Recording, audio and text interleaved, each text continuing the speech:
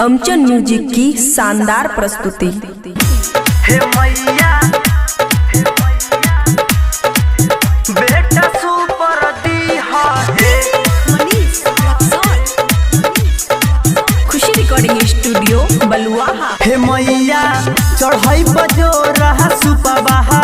बेटा सुपर दीहा हे मैया चढ़ाई बजो रहा सुपवाहा बेटा सुपर दीहा कि बेटा सुपर दीहा कि बेटा नाइस दीहा तो चढ़ाईब जोड़ा जोड़ा सुपवाहा बेटा सुपर दीहा हे मैया चढ़ाईब जोड़ा सुपवाहा बेटा सुपर दीहा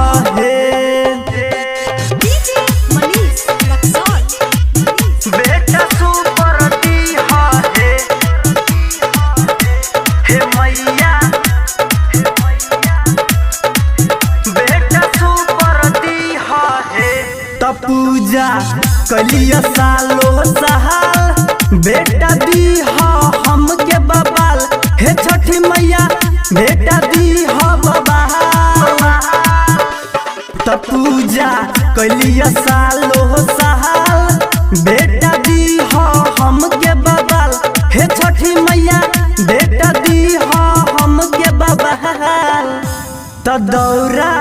माथे पर लेके जइब बेटा सुपर दीहा हे मैया चढ़ाईब जोड़ा सुपवाहा बेटा सुपर दीहा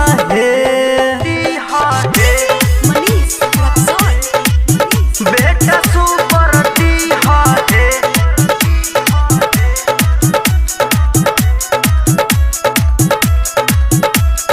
खुशी रिकॉर्डिंग स्टूडियो बलुआहा। तो सुना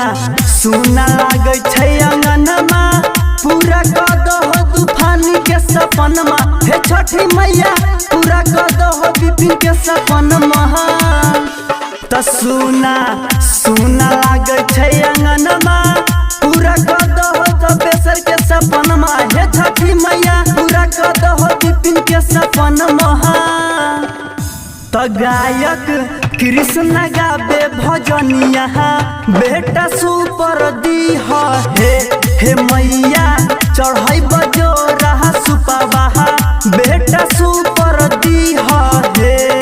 कि बेटा सुपर दीहा कि बेटा नाइस दीहा तो चढ़ाईब जोड़ा जोड़ा सुपवाहा बेटा सुपर दीहा हे मैया चढ़ाईब जोड़ा सुपवाहा बेटा सुपर दीहा खुशी रिकॉर्डिंग स्टूडियो बलुआहा।